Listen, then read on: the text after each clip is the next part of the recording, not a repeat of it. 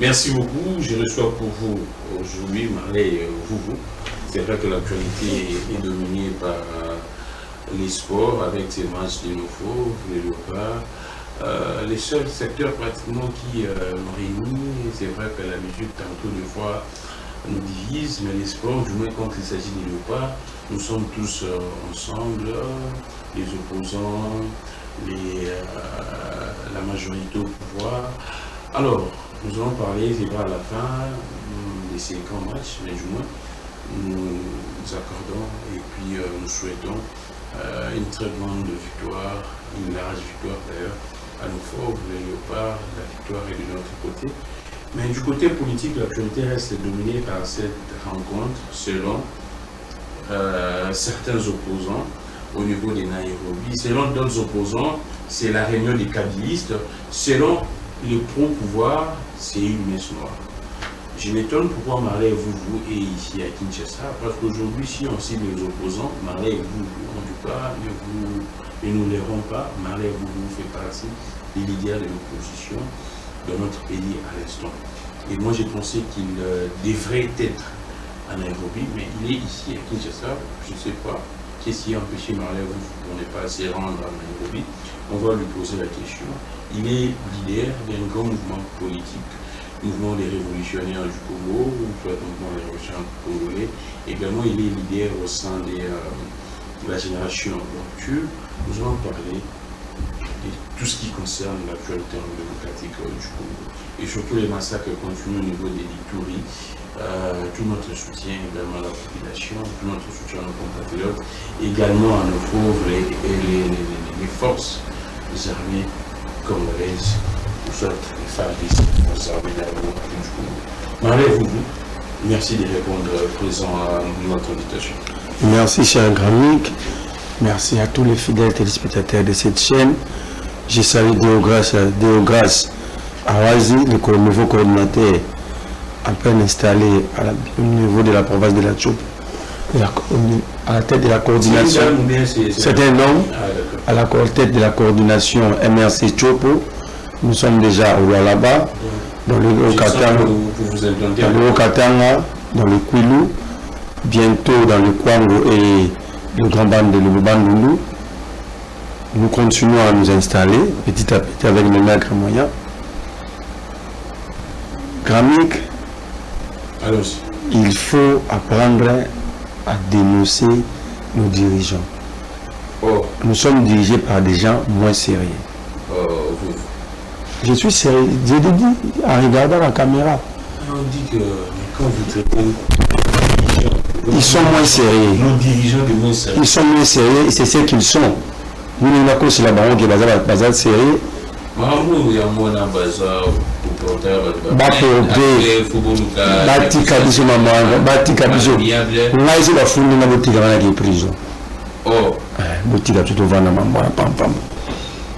Comment expliquer une agence de prévention et minime ya bato la Metelsat? Comment est-ce que ça n'a pas météo? Avant-hier. Là, celui de Kitinaï, à 25 mètres de la place moto on est sous Kelly, il y a des matériels. Il y a matériel, d'abord l'État congolais, d'abord la Banque mondiale. Mais comment expliquer que l'État congolais puisse laisser exposer des matériels? Non seulement pour la risque. Et là, la Caliban, ça fait 9 mois. Et là, la Caliban, 9 mois. Donc, on ne dit pas qu'on peut aller. Mais c'est ça, on a dit qu'il va sérieux. Pourquoi il y a les gens qui ne prennent pas nos vies, qui ne prennent pas nos vies au sérieux. Parce qu'Abraham Lincoln, avec la police américaine, te dirige à Kabatou, mais te dirige à la vie à Batou. Exactement. Là, c'est une bonne news. Te dirige à Batou, parce que moi, on a tendance à diriger à Batou. Donc, vous avez là, dans la minute à couper, ce n'est pas un problème. Mais en fait, vous gérez les vies humaines. Et ces vies humaines sont sacrées par la Constitution. Exactement. Gramic, ceux qui ont matériel Zikaki. Et pourquoi ces matériels ne sont pas installés 9 mois pour c'est ça la question. Est-ce qu'il faut attendre encore un blanc à la Banque mondiale allez installer donc c'est l'installation qui pose problème. Mais déjà Banque mondiale a fait ça dans le matériel. Et là, il y a Banque mondiale. Mais 9 mois après, ces matériels ne sont pas installés. C'est parce qu'il n'y a pas une main experte pour installer ça. Le papa, c'est Paul Biya de 85 ans qui gère. Mais il a 85 ans. Il a 85 ans, c'est Paul Biya congolais, a chassé tous les techniciens. Il y a ça. Abelana, il y a même des techniciens. Capable d'installer. Abelana, technicien, a quelqu'un va retraiter à RVA. Mais comment pouvons-nous retraiter? Là où je regrette la compagnie, c'est congolais. Quand nous dénonçons entre nous politiques, les deux camps, c'est la presse qui a en face catholique. Mais cette moi je peux te donner des numéros à Jacques qui à travers le Congo. Donc des techniciens capables de chasser. Pour quelle raison? Papa Wana a un technicien, il y a un météo. Ce n'est pas un météorologue. Maintenant, par crainte que Batouana. Donc, elle a fils maison. Ah, d'accord. Bazui, à l'Omolibat. Il y a un directeur là-bas, Papa Wana qui n'a pas de bureau. Parce que ce vieux directeur a consulté à niveau international. Mais ici, il est payé que 150 000 francs le mois. Le directeur? Mais le directeur me disait 150 000 francs. 150 000 francs? 130 000, 150 000 francs. Directeur? Je vous parle. Oh, mais là, c'est même la sorcellerie. Ce n'est même pas méchant, mais c'est la sorcellerie, c'est démoniaque. Si vos papa a un mara mutubu au Katanga. Mutu a un Katanga. Bato ba généo qui à Salami météo, c'était nous diplômé. Imagine que tu es directeur provincial. Il y a le même directeur provincial dans le Walab. Tu vas de quel province? C'est là, c'est sous le leadership. Il y a été là le Paul Biya Congolais. Papa, on a Liaou. Et ça, lui grande awa qui est trois foot à marathon dans la météo. Liaou vérifie. Comme le bâton est mécanisé, ok, papa, c'est lui le détourneur à dire un moment. On l'invite, c'est ça. On l'invite chez Liaou. Il prend le même nom, il y a bâton là-bas souvent. M'a présenté Liaou comme bâton là-bas, il va décéder. Mais logiquement, pour un ministre, il devrait assez acte de décès à Batouana. Mais c'est ça, c'est pourquoi je dis que nous sommes obligés par des moins sérieux. Parce que ceux qui nous ont confié, l'entreprise. Et l'entreprise, si tu l'entreprise à l'État, je vais Batouana en charge. En charge, et puis Babantika n'a copie à Bon, Tolongoli a égalité. Bon, depuis la découverte, il y a un Batouana, pas de directeur de cabinet, il y a Liaou. Qu'est-ce qui est fait? Moi, je me rappelle, quand on voit le Balisolo, tous les rencontres, moi, on a un ministre Liaou, on a un image, tout à Paul Toussoua. Et c'est Paul Toussoua qui a porté ce dossier devant les ministres. Il a dit, et la première réaction du ministre à Cameroun Mouké, mais ça, la DG a plus de 85 ans.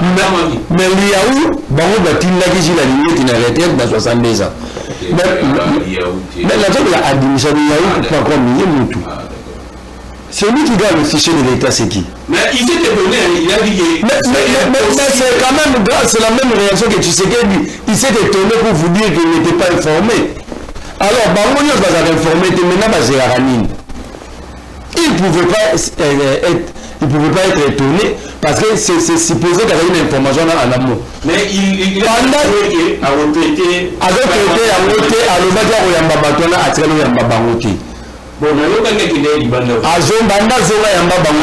ça fait 2 fois que ces gens sont recyclés par son directeur de cabinet. Donc, supposons que son directeur de cabinet a mis, c'est des rapports. C'est quoi la décision? Jean-Pierre Bemba comme la papa a lettre et un mécontentement. DG on a mettre ça. Boutouana aboya pour tempérer mon Bemba comme la Bemba salarié. L'actuel ministre provincial de Kinshasa et environnement, c'était fils major Metelsat. A comment déjà pour la route puis bateau tout bâtir parce qu'à le but qu'il faut pas faire installer le matériel. Papa Wana a exécuté ministre à la Vandanier. Et surtout que espace où aux environs, aux alentours, il y avait déjà vide. Mais si vous comprenez, tout comme la saison de pluie, il y aura encore d'autres sinistrés. il y aura des gens qui vont perdre leur vie pendant les C'est ça, Ils ont salaté. Mais le président était bloqué au ciel là, dans les airs pendant 40 minutes. Déjà Snell à Lomoué. Déjà Oveda Lomoué, qui peut nous produire les bulletins météo journée en Europe. Pourquoi lui il est resté? Chaque fois même à communiquer ma mécontentement à Lomoué Tazakar. À Boé au tempéré. Le ministre provincial a communiqué à Boé au tempéré. Ma communiqué a fait effet immédiat. À Boé au tempéré à Zakawan. Le président de la République bloqué dans les airs, papa Nazareth. Finalement, qui gère ce papa? C'est ça la question que j'aimerais te poser. Il est qui est derrière la Russie répond au que mettait ça dans un compte bancaire. Oh, donc ma société a fait le passé arabe éthiopien.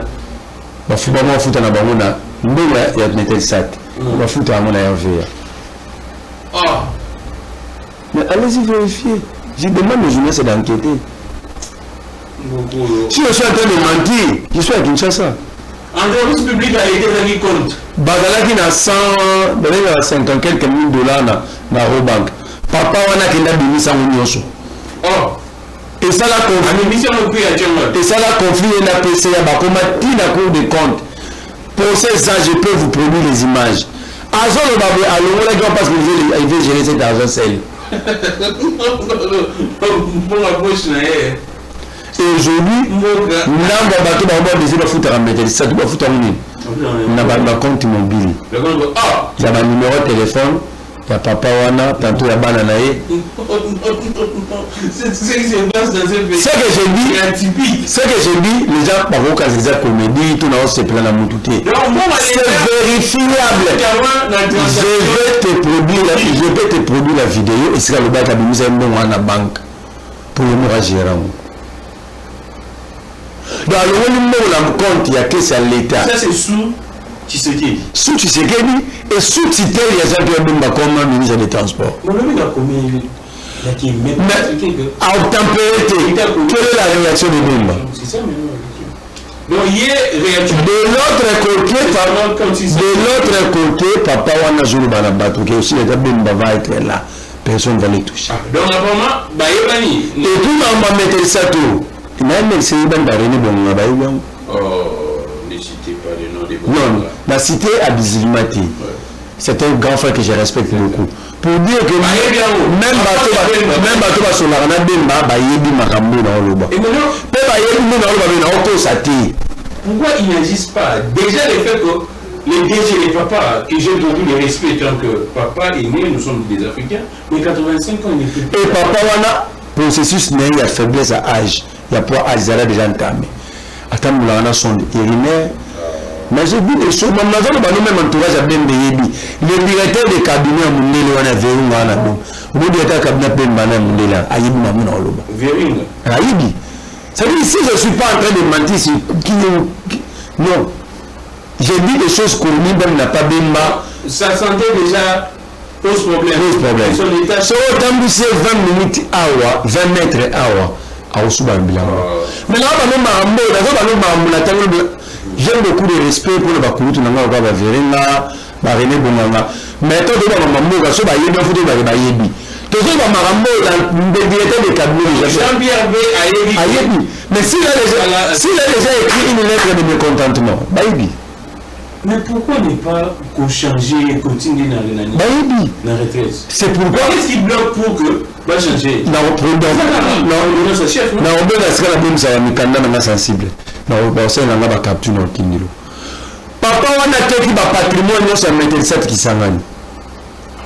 Fallait que. Apparemment, c'est le tout puissant. Fallait qu'il a foutu un avocat honoraire à $11 000, a foutu un 2 000. Bah, quand on a vu son temps, bah, ça lui mafia. Bah, combien de papa wana qui va oser la 9 000 là-bas. Mais ça, c'est grave.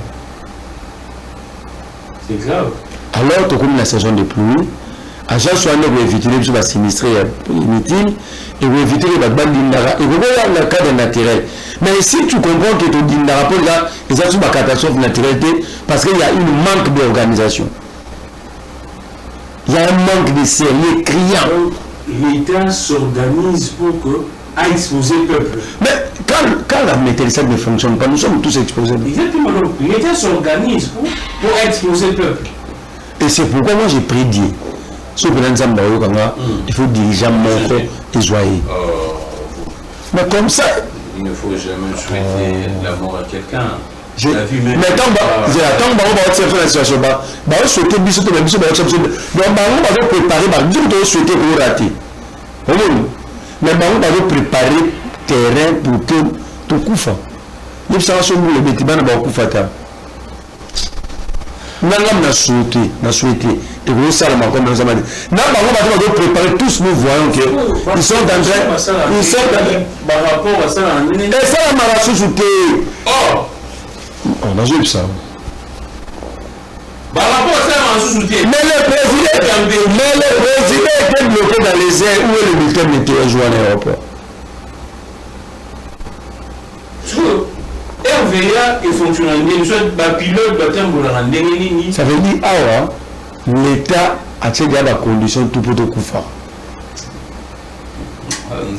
Je dis ça là. Pour nous résoudre des problèmes pour la maîtrise, ça coûte quoi? Il suffit d'envoyer ses papas à la retraite. Et puis si nous avons un espace pour un vrai technicien qui va organiser les choses pour prévenir le vie à la Congolais. Comment vous pouvez vous imaginer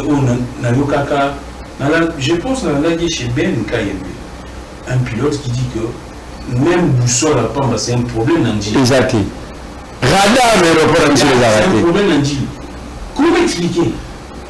Donc, les autorités s'organisent maintenant que, bon, beaucoup font la vidéo. C'est beaucoup de même quand on dit que vous souhaitez aussi. Nous souhaitons que vous soyez ça la matière.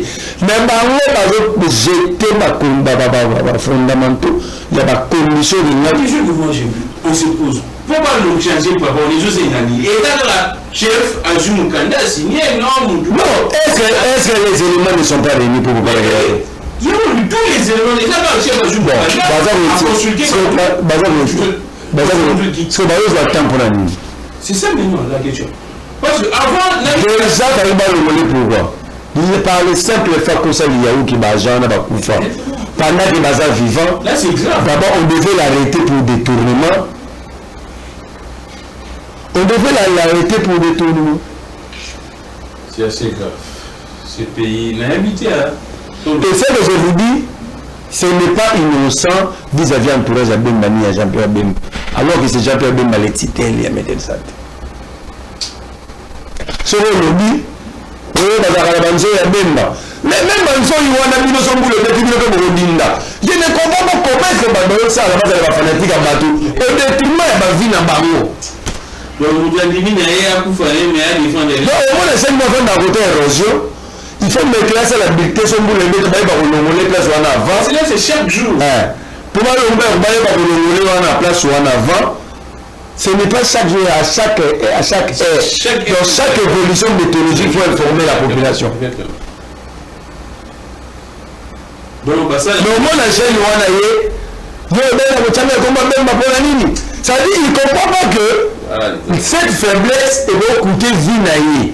Donc, tu vivras dans le boulot en disant de quoi? Donc, tu vivras, tu dois même exister. Comment expliquer dans un pays normal, est-ce que tu as un pays normal? Nous ne sommes pas dans un pays normal. Le quoi Babylone, mais c'est très sérieux. Donc, météo et fonctionnel sous terre dans Mokaou. On ne sait pas faire par rapport il y a 6 ou 12 mois, 2 avions éthiopiens et rattatent et ils dans mon aéroport. Du coup, là, manque de temps météo. Puis l'autre a sali 20 minutes du courant, c'est une situation météorologique. Pas le monde a bien dit. Et ça a quitté la routine à ravin. Moi j'ai une histoire avant Makabou, il y a crash ça et crash unité. Chef Nenga Kanama Yikolo. Master moi avec ça même avant coup de Magambouana. Qui a quand on a bandé plus de 3 heures du colo. Piste Mouli, balimer la piste exacte et le pilote a risqué comme ça. Parce qu'à côté de l'unité, à risquer heureusement dans les cas. Et ça se continue, ça continue comme ça, ce qui est très grave. On a évité, hein. Mais du moins, tous on a vu sur. Je crois que le message est passé. Je rappelle encore,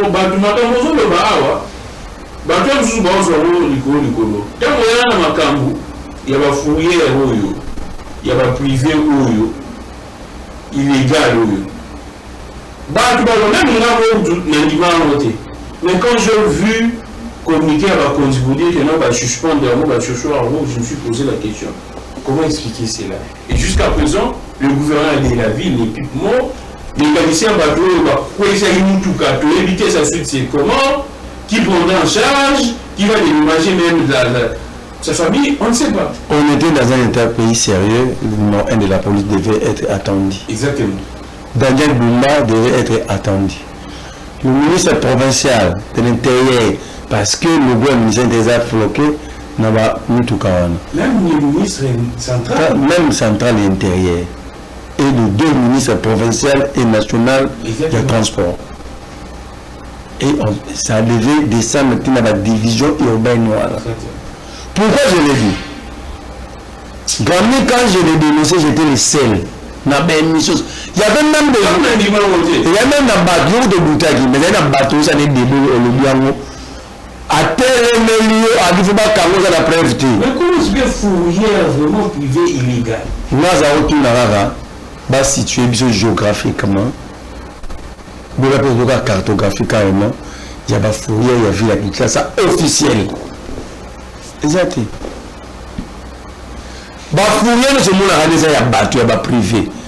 Et le président a candidat parce que Nani, a vice-gouverneur, a vice-ministre, a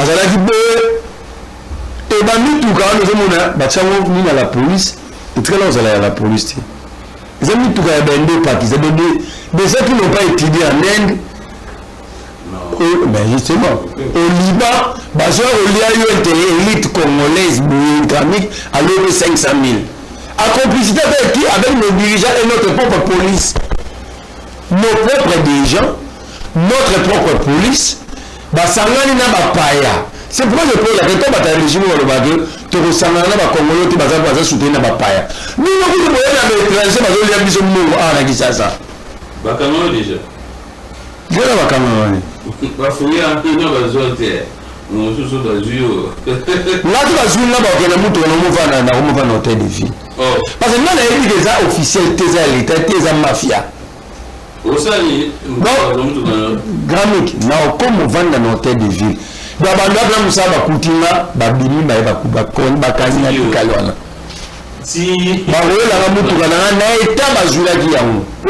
a beaucoup de cas, il y a beaucoup d'observations.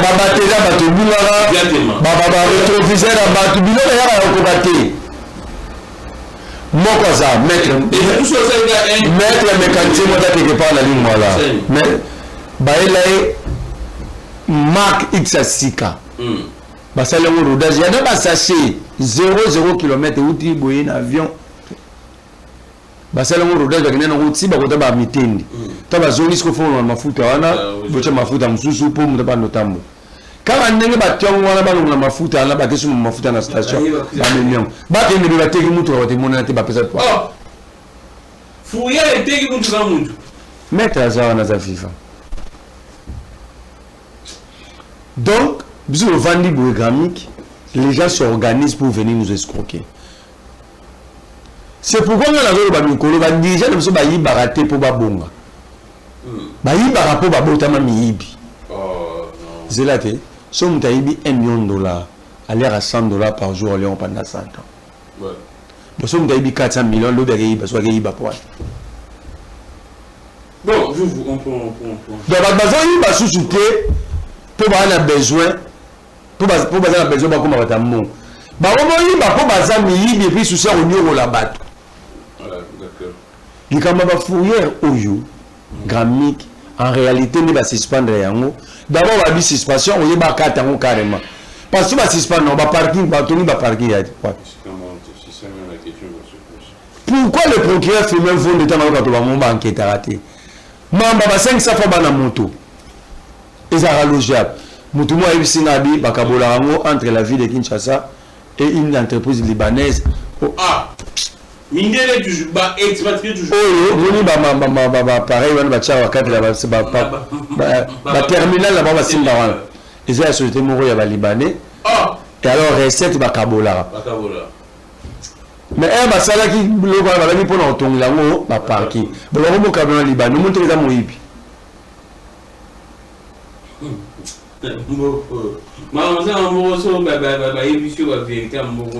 Alors, quand tu dis ça, il y aura un jeune qui est victime, il y a même problème. Mais à l'égard de défendre les gars pour être fanatique à Moutoutel. Un fleur PC, moi, $50. Bango bakoma na niveau ko to PC loko te akondi mango kaka te mais so bokitine nga bolongo kala ba caméra on appelle les victimes na moi. Bon, vous très rapidement nous pourrons derrière les temps on pourra très vite aux arnaquins de bon posant bazana. Moi je n'ai pas besoin de combattre Tshisekedi à l'extérieur. Oh. Moi je vais combattre Tshisekedi ici. Donc, yo combattre. Moi je combats Tshisekedi. Oh. Mais comment tu ne peux pas combattre Tshisekedi quand vous regardez la gestion de Tshisekedi? Donc les gens sont fiers parce qu'ils ont mis sur 3 semaines à faire perdre les Congolais 40% de pouvoir d'achat là-bas. Et Hollanda quand? Est-ce qu'on peut dédollariser l'économie d'un pays sans produit? Poser cette question à Wamicho. Alors oui, c'était un effet conjoncturel. D'abord. Non. Mais la solution structurelle. Non. Wamicho devient menteur. Le Congo fait face à un problème structurel à tout. Il y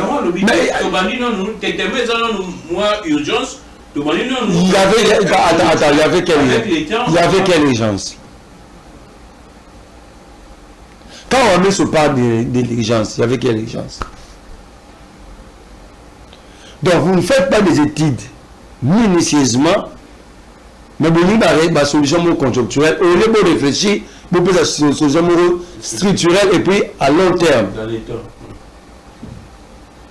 Donc quand il accepte que c'est conjoncturel, oui, il a dit ça. Ben, il sait que ça va bloquer.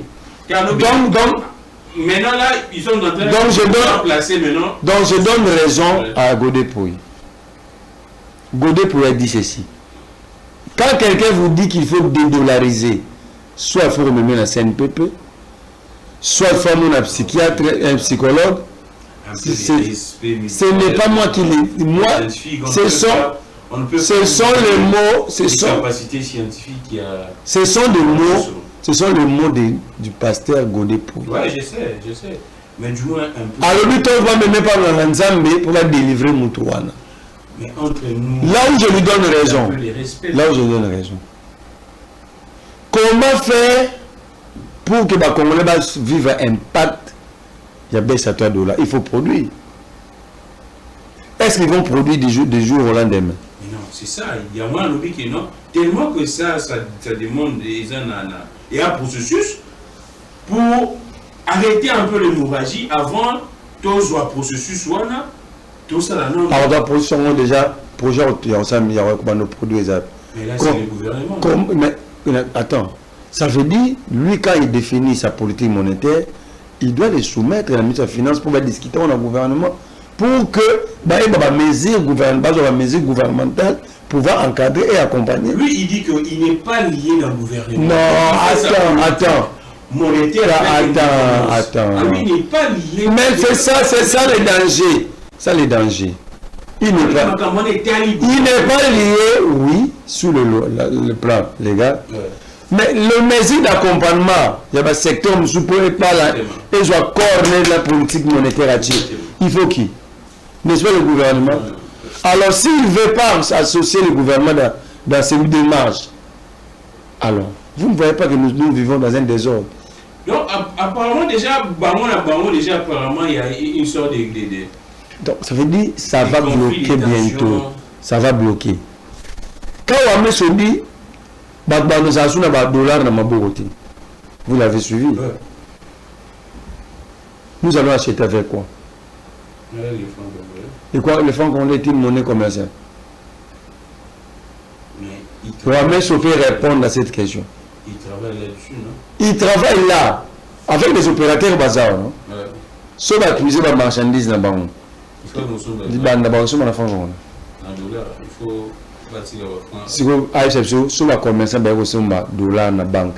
Vous avez quel taux? Parce que c'est ça les débits à problème. Mais il y a moi, lui, on a déjà 50 millions. Non, on est dans le cadre, ils ont commerce dans la banque. Vous avez la commerce, vous avez la banque commerciale. Moi, je vais la chemise, tout est calculé au Congo en dollars.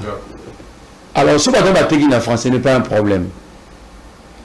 Pour passer la commande, on va passer la frontière. Il faut que nous sommes à dollars.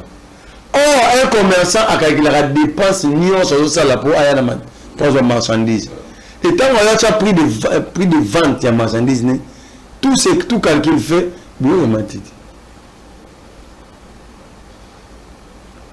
c'est simple à comprendre. Ouamessou doit cesser d'être orgueilleux inutilement. Il a fait perdre aux Congolais pendant 3 semaines 40% de leur pouvoir d'achat. Mais il est fier de ça. C'est la première fois que le régime Mourou Mukilumba. Mais est-ce que les ont mauvaise foi les opérateurs économiques de leur équité? C'est pourquoi il fallait à ça le projet par ministre de la Finance ou à budget, ministre de la Finance, il y a un gouvernement pour voir dans quelle mesure encadrer dans chaque secteur. On voit, dans le secteur économique, nous savons comment encadrer cette mesure. Dans le secteur tel. Mais quand il vous dit qu'il est fait d'une manière autonome sans consulter le gouvernement, c'est ça tous les problèmes. Il y a également des mesures contraignantes pour que les opérateurs économiques n'ont pas respecté. Pas respecter net ini. Mais il y a vrai, il y a 23, j'ai compte 23, 22. Toi, il y a banque qui en a 23. Mais Cambis, c'est un groupe à Cambis. À soit tu en as 23, il gagne quoi maintenant? 22. Donc les Cambis vont nager entre 21 et 22. Mais comment encadrer toutes ces mesures? Comment encadrer? Pour encadrer la mesure, il faut de véritables politiques publiques dans le secteur où ils sont liés à la politique monétaire. Par exemple, le secteur économique. Alors, est-ce qu'ils avaient discuté dans le mécanisme où le ministre de l'économie? Bon, ça veut dire ici, nous sommes en pleine escroquerie. Si le peuple ne fait pas attention, mais moi j'encourage aussi, parce que nous avons besoin de révolution. Il faut un dirigeant à l'ongwa pour le peuple à Barabal. Alors je les encourage, bazouaka ba mesure au bazou. Non, pas conduire aussi le peuple. Tout plus ça va on dit. Tant que la mesure d'accompagnement, les productions artisanales, il faut produire industriellement. Avec quelle énergie électrique? C'est ça même. Avec quelle énergie électrique? Avec quelle infrastructure, quelle énergie? Donc ça veut dire ces mesures de Ouamessou, après ça les 6 mois, ça finira par bloquer. Et il va bloquer l'absence de la production. Alors, toujours en Makambo, il y a Nairobi. Il y a besoin de combattre Tshisekedi, il faut. Ah ouais. Nous allons finir avec Tshisekedi par des verbes et mains vides. Et le Tshisekedi a besoin de les combattre armes à main. Et c'est Tshisekedi, pour faire partie de Tshisekedi, vous avez besoin de prendre les armes. Quand le régime devient intimidant, c'est-à-dire les ténors du régime, ils ont une conscience qui est pas comme une souka. Si on a un régime, on a contre la boutou, on enlèvera Batou, c'est fini. Donc, Ce qui se passe, c'est ça, Bassine annonce. Bassine a faim. Bassine annonce la terre et la faim. Et tu sais qu'il dit a un régime très faible de tous les régimes qu'a connu le Congo. C'est pourquoi vous constatez on a trois choses. Intimidation, on a la force du progrès. Pourquoi il laisse le force du progrès? Pour faire peur. Qu'il y a un groupe déjà incontrôlé, ceux qui vous dit, ce sont des mécanismes d'intimidation mis en place. Les gens qui sont en Nairobi sont pour Congolais, non? Tu sais qu'elle n'était pas à la île de Gorée. Tant que Kabila est président, la guerre est allée à Kivu en Afrique. L'opposition ne s'était pas retrouvée dans l'île de Gorée, dans le Sénégal. Alors, qui a interdit aux Congolais, opposants ou pas opposants, de se rencontrer même à l'extérieur du pays? Mais Moutou a bien ici réunion. D'abord, le vrai problème, c'est la personne qui a bien ici réunion. On nous parle de Kabila. Kabila, ici au pays, a été condamné à la peine de mort. Si on a condamné Kabila, bon, si Kabila, rébellion. Rébellion.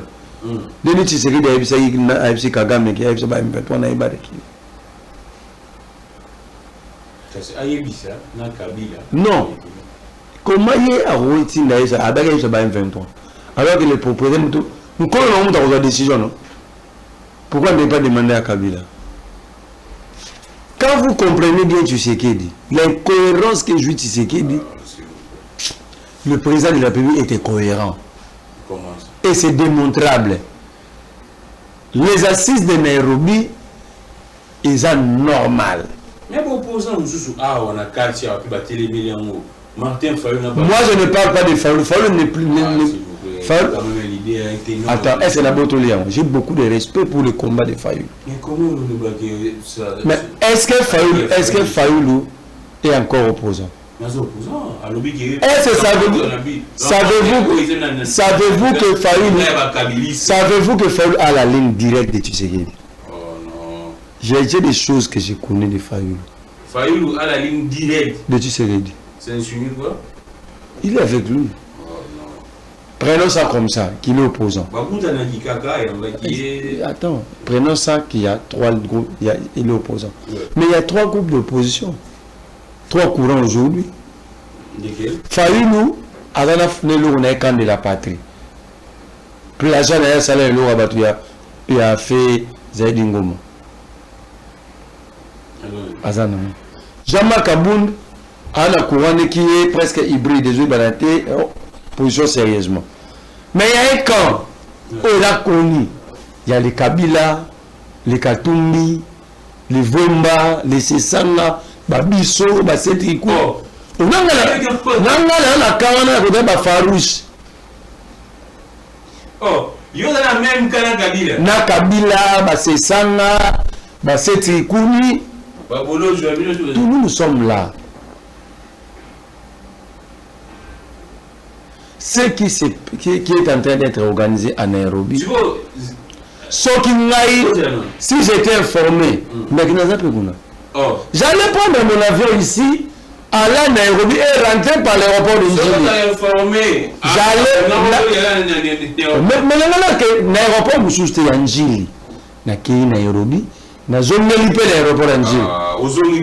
Non, on va te pourquoi. C'est du coup nous avons bangé les bamounis. Au bangé pour la à Salimini. Mais Aouti. Cette seconde, tu as goûté na bavoué mbabaza congolais. Na kabila ci serait ta libérer babiamu bobo mabatuku na lelo. Na il faut bobo bangé. Dominique nous wakutani l'enfant Biongo. Aya. Azonga mais à perdre. À perdre ni. L'ensemble. Oh, nous doit garder dignité na respect na. Voilà le Congolais. Donc nous tous abato bazanga dignité. Moulongo a défendu sa dignité. C'est une brave femme. Beaucoup de gens ont déjà le mais leur rentrée à perdre de poste à Zapeka à Congo. Donc, j'allais rentrer. En fait, vous pensez que la République appartient à l'IDPS, si je vous comprends bien.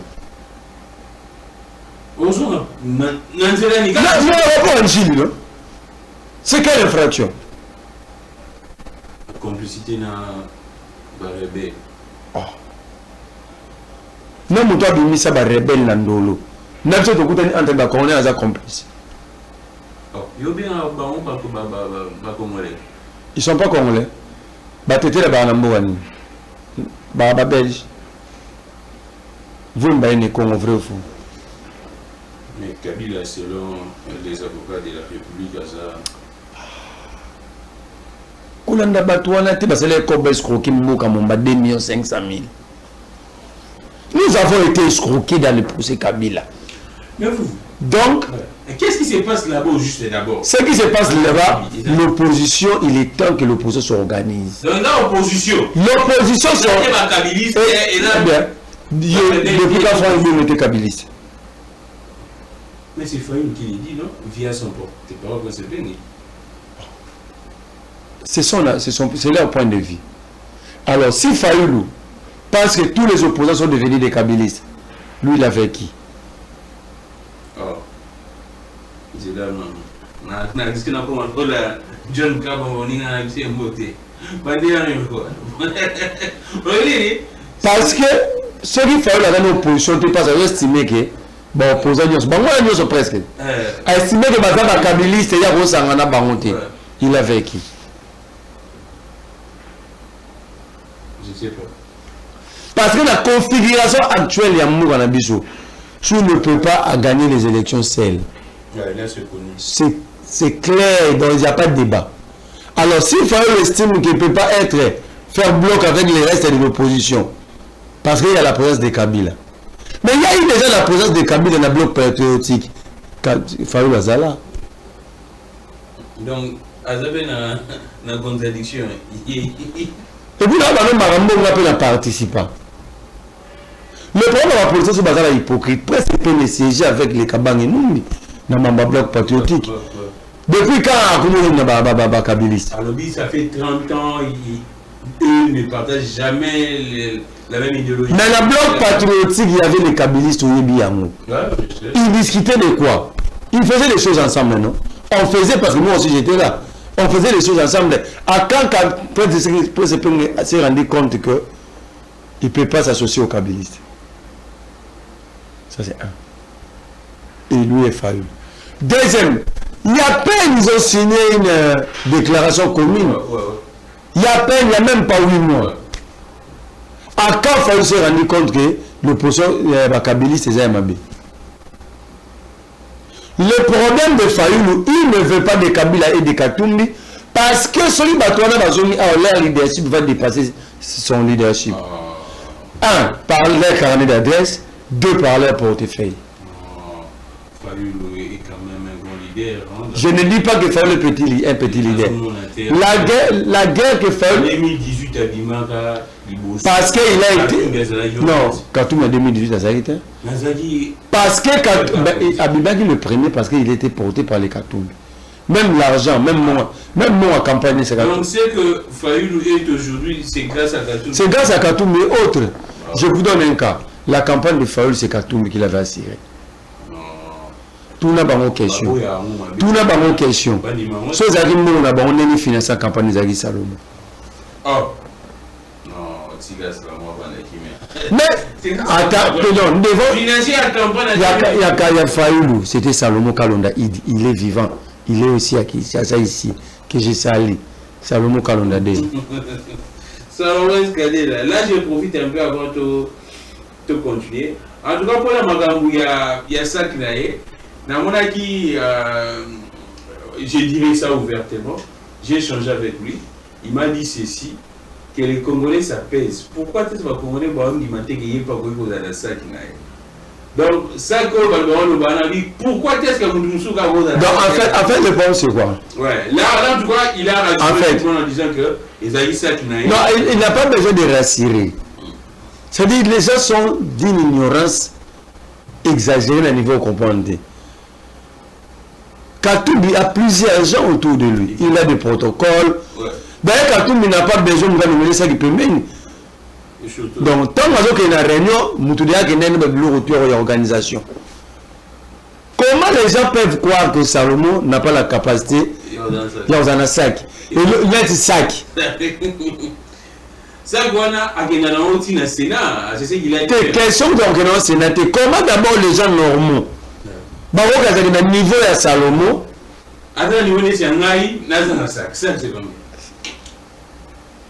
est-ce que je comprends? Ça veut dire on clique une vraie priorité. Est-ce que d'abord, même si vous avez dit à Katoumbi, ce n'est pas à Salomon de porter les sacs pour Katoumbi? C'est clair. Katoumbi, là, c'est Salomon attend déjà Nabat. Katoumbi va attendre Nabat. Est-ce que même Katoumbi lui-même, Katoumbi c'est un respectueux, est-ce que Katoumbi va remettre sur Salomon sac? Déjà par la personnalité de Salomon, Katoumbi ne peut même pas oser. Ils sont collaborateurs. Salomon n'est pas travailleur de Katoumbi. Ils sont collaborateurs. C'est la constance. Ils partagent la même vision. Ils ont lié ensemble les til et l'eau. Depuis Babanda. Donc, arrêtez-nous ce genre de débat, même tout ça. Donc, Fayoulou et les produits, seraient les produits selon you. Le directeur financier de la campagne, c'est Salomon Toto Lobela. Le très katoumbiste, personnellement, Pierre Lumbe était directeur de cabinet. Comment on est sur la Fayoulou, le soyez ne va gestionner Bataratumbi. On continue. Donc, ce n'est pas une rencontre des kabylistes. Ce n'est pas une rencontre des kabylistes. C'est Fayoulou qui a peur de son faible leadership qu'il a aujourd'hui. Mais Fayoulou n'a pas le même leadership avant. C'est connu. Assili, c'est non. Dans le but de Assili. Mais il n'est plus le même Fayoulou en 2018, 2017, 2020. Il y a des nouvelles énergies, il y a de nouveaux poids politiques de Boutami, ce qui fait que concurrence en est marre. Parce qu'au début, Kabila était avec Tshisekedi et tout le monde les Fayoulou, les Katoumi de porter les Fayoulou. Donc, face à Kanabino, Fayoulou, si Kabila rentre au pays, les Francs qui disent on rentre. Tu vois ce groupe-là? Non, face à Kanabino, il n'aura plus. Qui pèse plus? Oh. Mais il suffit de regarder les figures.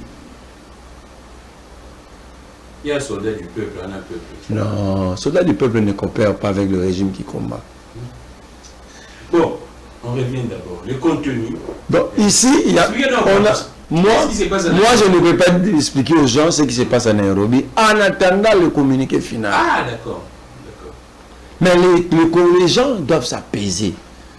Personne n'a violé quoi que ce soit. C'est une rencontre normale.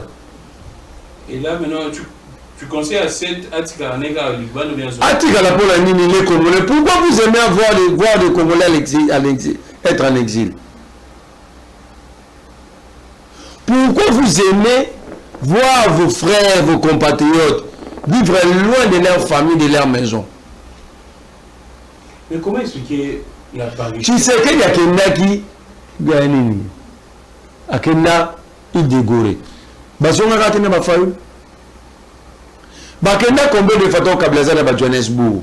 Salomon before tu sais que pendant qu'il y avait la guerre à l'est, Kabila par exemple nous qui ne nous Ouganda pas en Pambadi. Il ne rentrait pas ici. Comment pourquoi nous sommes bougé dans Mukebe rebelle.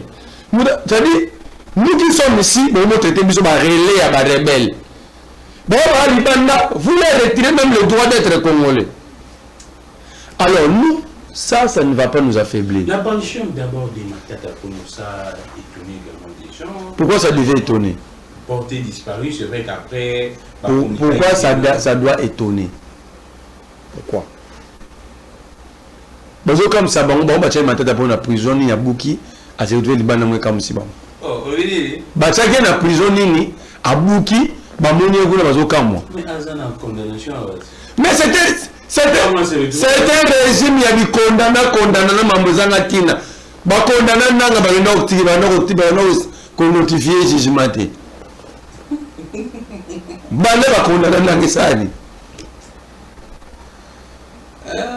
À chaque action, c'est une opportunité pour le régime à l'État.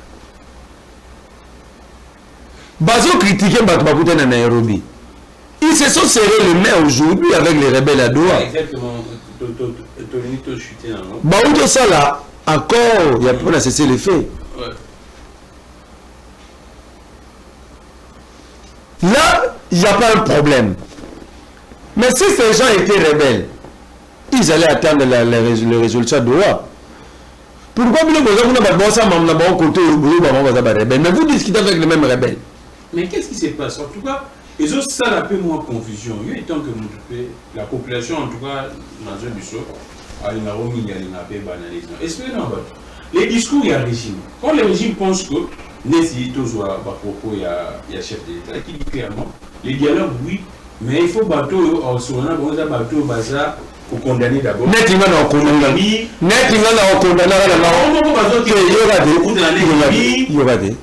Nous répondons au chef de l'État. C'est vrai ça? Comment ça? Bon, tant que vous êtes condamné à rébellion ou agression, le chef de l'État prenait ses cafés, ses thés, ses champagnes avec Kagame, non? Tant que vous êtes condamné, c'est ça, tant qu'après ça, il y a vider la rébellion à la Congolité, non? C'est ça qui a été traité de Somaliens.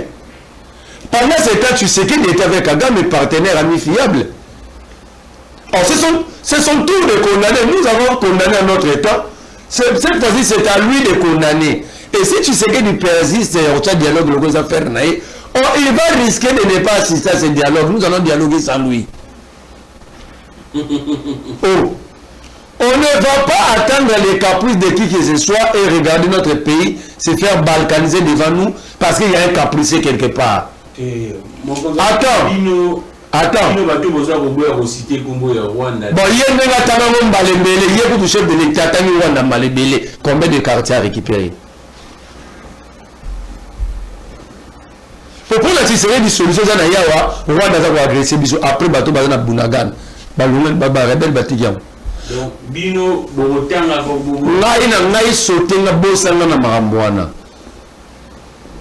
maintenant, comment... Vous voulez qu'on condamne le Rwanda? C'est lui qui avait reçu une mission de nous sécuriser. On fait quoi de lui maintenant? Donc tu sais qu'il reçoit la mission de sécuriser nos frontières et nous les Congolais. Il a échoué lamentablement, incapable de nous sécuriser. Il nous met en insécurité. Après, il avait pour nous demander de condamner le Rwanda. Non, moi je veux condamner Tshisekedi. Allons-y. Bon, on condamne le Rwanda. Les Mombondo on fait quoi? ADF. On fait quoi? Donc, nous devons doter les marats, nous devons condamner Mamombondo.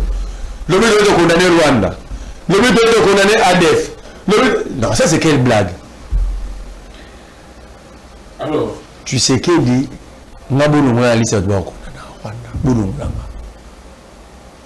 je ne suis pas un citoyen faible. S'il y a quelqu'un que moi je dois condamner Félix Tshisekedi. Il a reçu un pays entier. Je ne parle pas de l'insécurité, je parle de la guerre. Ouais. Allons-y. Tshisekedi nous a amené et l'insécurité et la guerre. Et l'insécurité et la guerre. Quand Tshisekedi avait pris le pouvoir, il n'y avait pas d'insécurité à Kwamutu, non? Ouais. Quand Tshisekedi avait pris le pouvoir, par exemple, braqué Batuna 12 ans à Kinshasa. Alors, la mission principale de l'État d'un régime politique, c'est d'abord la sécurisation des frontières et de ses habitants. Quand vous échouez dans cette mission, c'est fini, vous n'allez rester nulle part. Et quand Tshisekedi vous dit nation de sécurité, de restaurer pété, c'est une échoué. Il sait que c'est ça la principale mission pour tout régime politique. Alors, il a échoué. Il devait d'abord être humble, expliquer aux Congolais de partenariat qu'il a eu avec Kagame et que comment est-ce qu'ils se sont retrouvés à ce point ici. Comme ça, le peuple va comprendre et soutenir, défendre son président. Mais lui, il ne peut pas t'expliquer. Il veut nous imposer maintenant. Moi, j'ai des explications à devoir à personne. Simplement, mais lorsque nous avons condamné Kagame pour l'agression banda qui wana dans Bunagan, tu sais que les rebelles ont c'est qui est hors de mission. Lorsque nous condamné sa relation avec Kagame. Tu sais que derrière la stade de Marty, il y a des Grammy qui n'ont pas de Kagame tout ça, qui n'a pas de tant que tu sais que il a mis 23-14 mois. Les VPM. Les VPM, pourquoi les actes à haute trahison, pourquoi les VPM n'ont jamais été auditionnés? Et non seulement lui était, mais le président, c'est lui que le président était informé. Aloba Bouri, Landa Bouri. Après, déjà.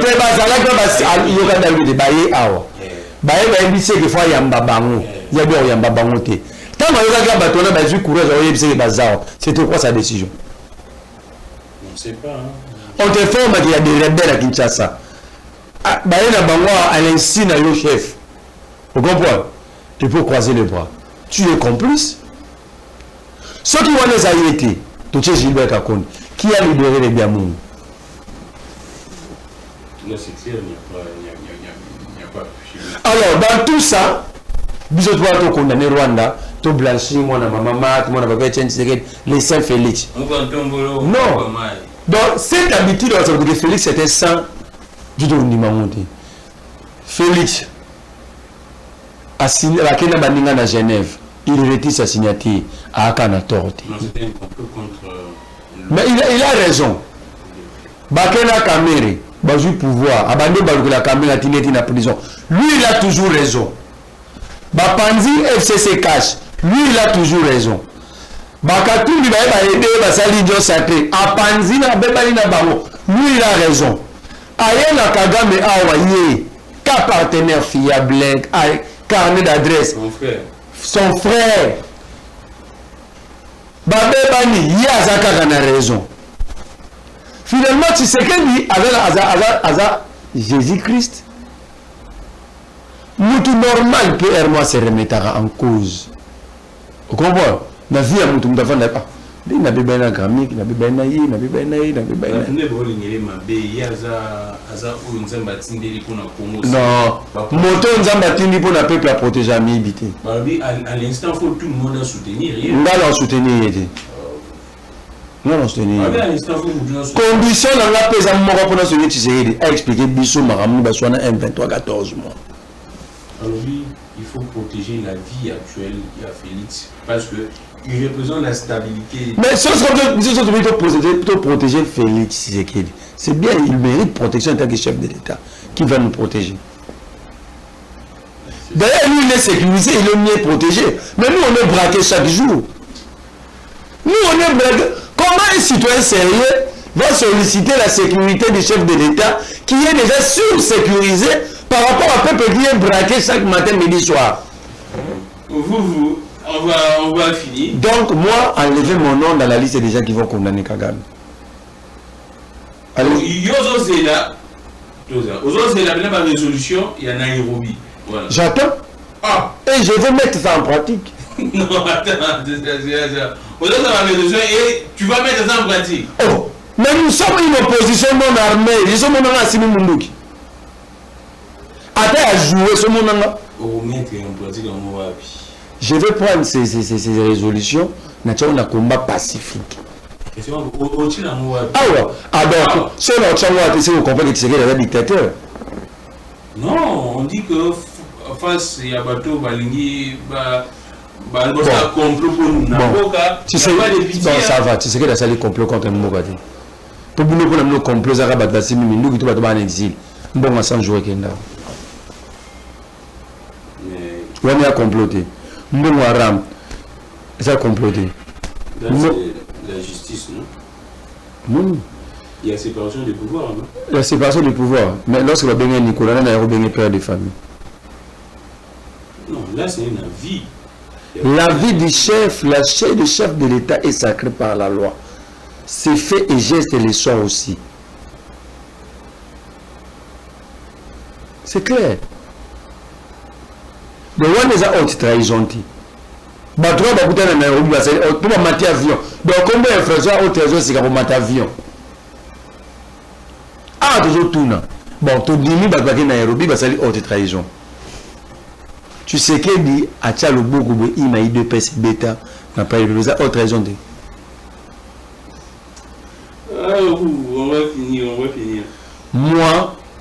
je n'ai pas besoin d'aller faire une rébellion.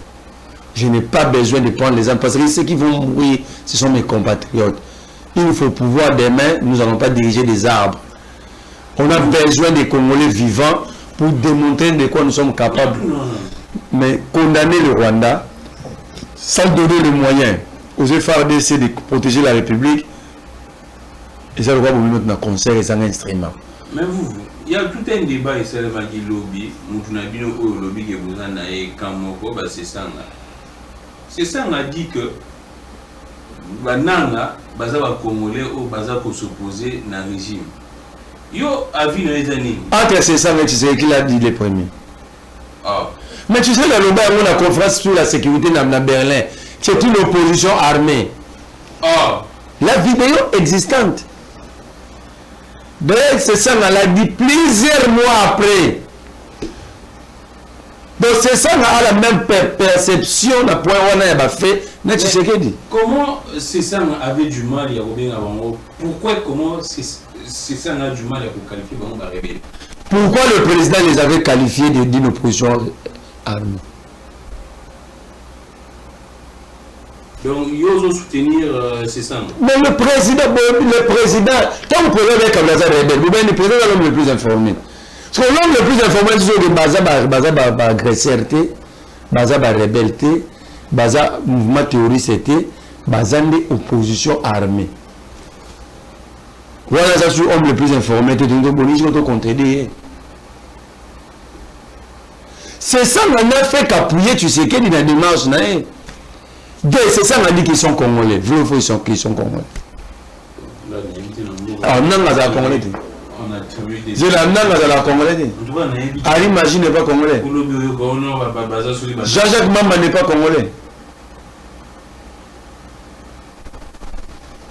Mais les Congolais, c'est selon les proches, il y a pouvoir de mauvaise qualité. Les Congolais de bonne qualité, eux battent qui perdent en matière de bonne qualité. Bon, on va finir très rapidement. Eux battent soit 70 millions de Chilens, 0 trou, on va la bonne qualité. Eux battent ce monde à forage à l'empade, on la bonne qualité. Eux battent un monde à l'ambassadeur, on la bonne qualité. On finit très rapidement. Bonoba qui est de Washington, est-ce que c'est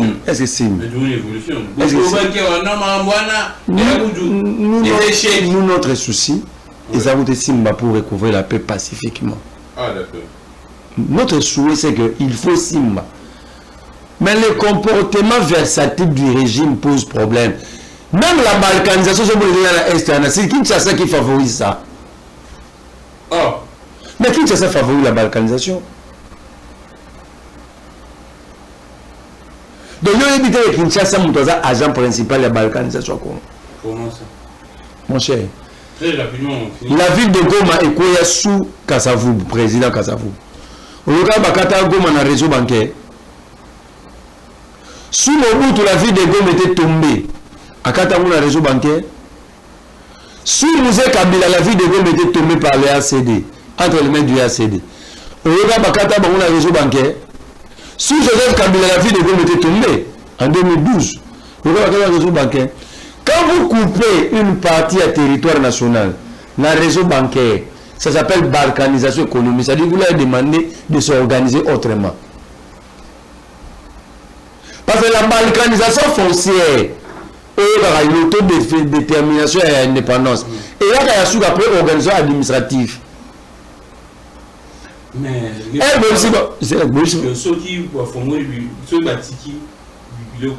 c'est facilité. Ennemi, agresseur, agir. Non, ça veut dire quoi? Je suis sur le plan gestion, la gestion politique. Exactement, je comprends très bien. Tant que Kati, on est bien sûr argument à pouvoir, non? Mais argument, mais au cas où on a que la peuple était, mais pas. Mais attends, la ville de Goma, la ville de Bukavu, l'est de la République, c'est une partie plus commerciale. Il y a plus d'hommes d'affaires. Ils vont s'en servir des banques. Il y a pas Rwanda, il y a pas Ouganda. C'est un manque à gagner sur le plan économique. Dès c'est une balkanisation économique. Parce qu'ils vont se passer d'affaires là-bas, ils vont trouver les mécanismes de s'organiser autrement. C'est ça. Les alternatives. C'est ça le problème. Deuxième facilitation, la balkanisation. Au moment où il côté à Goma, M. Bayaki n'a pas Bakangi, très très. Le peuple n'a pas Tanganika. Peut-être que les bateaux Kimaki, menace, Kimi atrocité.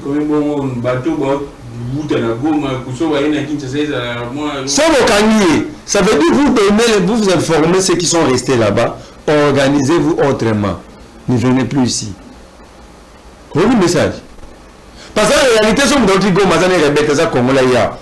devez être dans la joie et se libérer. Parce que supposez qu'il y a une place à bien. Et si vous les arrêtez encore, c'est une forme à balkanisation. Troisième forme à balkanisation. Nous avons la besoin d'occuper à un tenalier à Komatia. Bateau n'a pas de basa la passeport. Mais il y a un bateau et c'est un soit bas se servir dans le passeport à la pays voisin. Pas pour condamner parce que tant bateau n'a pas eu décision qui passe à la passeport en bango, bah visiblement une opposition pour voter la montée. Oh non, celui qui a été bengi bateau bin n'a fatika maramwala sans la force militaire.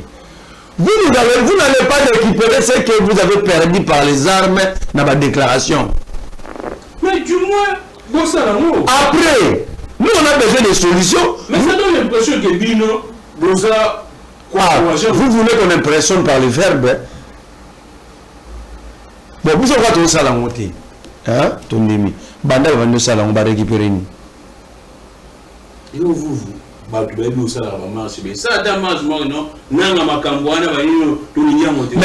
marche à le premier. Tout le monde. Le nord et les sites qui sont nos provinces, nous en avons besoin. Exactement. Mais tu as payé attends la lobby à Royoka tirer. Il ne faut pas faire ça parce que c'est ça un état. C'est pourquoi vous transformez les FARDC, c'est la communication. Et nous avons besoin de FARDC, c'est la communication. Il faut aller ça, communiquer avec FDR, Bazonga, soit pas déposer ma arme. Donc, même à l'objet de ça veut dire quoi, mon cher frère? Le régime est en train de faire perdre même le sens de l'armée. Tant au monde qui annonce soit et ça il a aucun thème passe. Pourquoi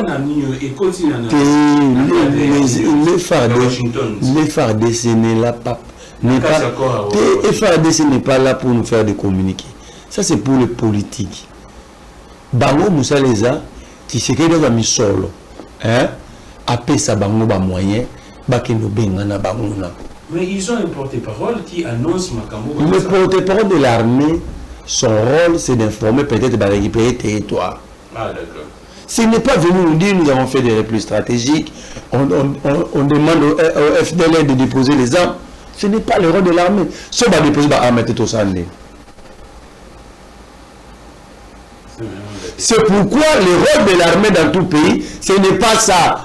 C'est faut pas FDL va déposer les armes.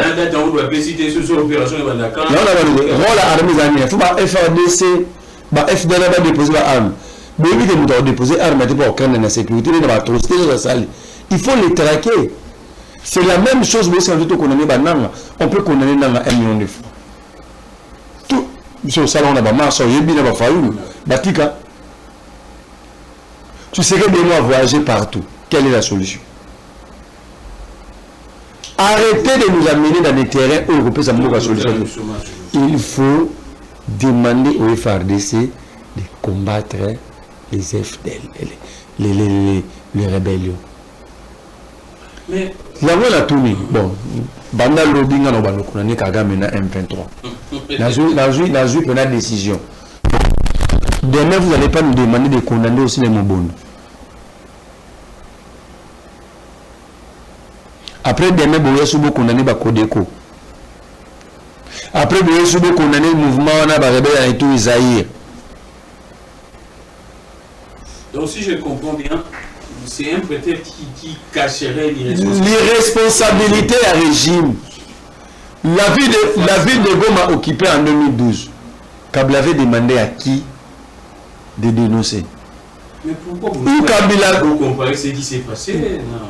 Mais justement, parce que chacun a ses stratégies. Hein, mais justement, la stratégie de Félix ne tient pas debout. Parce que la condamnation du Rwanda, l'Iran n'avait pas attendu, demandé à son peuple de condamner Netanyahou ou Trump. L'Iran s'était défendu comme un État. Mais, question on a tout qui a échappé. Mais quand le régime d'Etiye Moukwalobi qui a sursoir plaidoyer pour négocier des sanctions contre Benjamin Bissot. Maintenant, comment je vais condamner? Bon, je vais vous montrer. Comment expliquer ces discours? En fait, ces différents discours. C'est ça, c'est un régime d'incohérence. C'est un régime d'incohérence. Attends, tu sais qu'il n'y a même pas 7 mois, il n'y a même pas 5 mois, il avait dit, il garde la main. L'initiative a convoqué dialogue, mais il va dialoguer qu'avec des Congolais et pas des Congolais inféodés par l'étranger. Il change pour dire il faut pas dénoncer. Bon, si il pense qu'il y a venu à Rwanda. Si quelqu'un m'a dit pour toi, beaucoup ça n'a condamné. Donc il va dialoguer avec tout aussi. Donc ça veut dire, tu sais qu'il cherche à cacher son incompétence. C'est l'incompétence, la médiocrité du régime. Non, le président n'est pas incompétent. C'est l'incompétence. Parce que si tu sais qu'il était compétent dans ce secteur, on allait récupérer nos territoires. Il n'allait même pas demander, montrez-moi un pays, l'Ukraine est attaquée. Montrez-moi un seul discours de Zelensky où il demande à son peuple de condamner. Merci beaucoup, Malé. Je pense que ça n'est fini pour aujourd'hui. C'était pour moi un vrai plaisir. J'ai toujours... Moi, je l'ai dit, hein, je le répète encore. Vous tous qui ne cessez de me poser la question, Glamik, Oyambaraga, Obino, vous avez qualifié vos opposants. Je vous réponds en disant ceci. Moi, je ne reçois pas, moi, je suis opposant ou de pouvoir. Moi, je reçois pas tout par la vérité. Moi, étant que journaliste, je suis censé de savoir ce que mon invité doit dire. C'est ça le journalisme. Je ne vais pas venir à la surprise dans invité. Alors, je prends mon temps de suivre différents invités.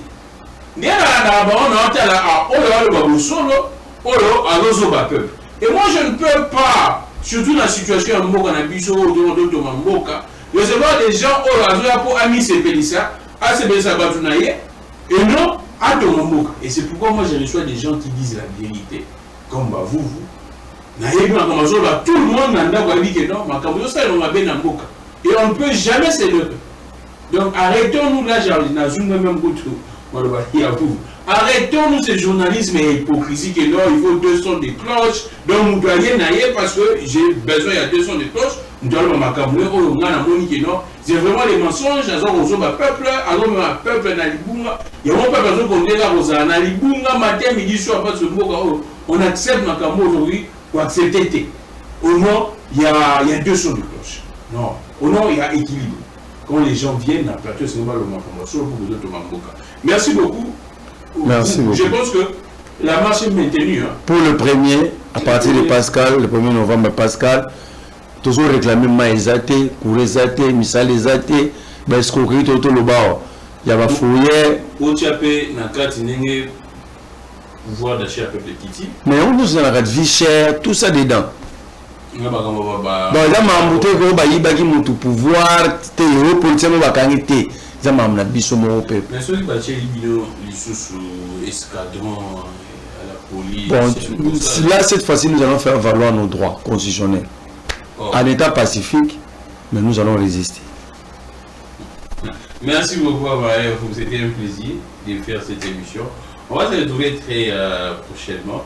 C'était également un plaisir pour moi. Parce qu'aujourd'hui, on doit se dire, hein, Marley vous incarne vraiment l'attention et même de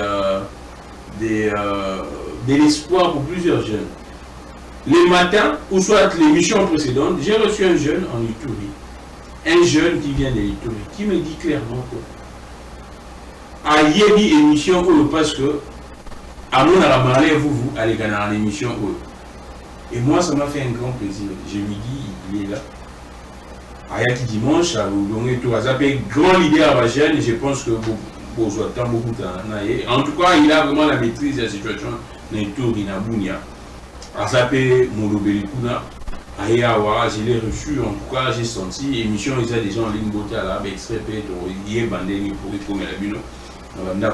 Mais du moins, il a dit, ce qui a joué Bakou dans l'émission, c'est parce que il suit très souvent vous, l'émission et c'est pourquoi j'ai dit aujourd'hui, vous, il incarne l'espoir au sein, il y a la classe, il y a la jeune, Baza Belé, hein, parce que dans le monde,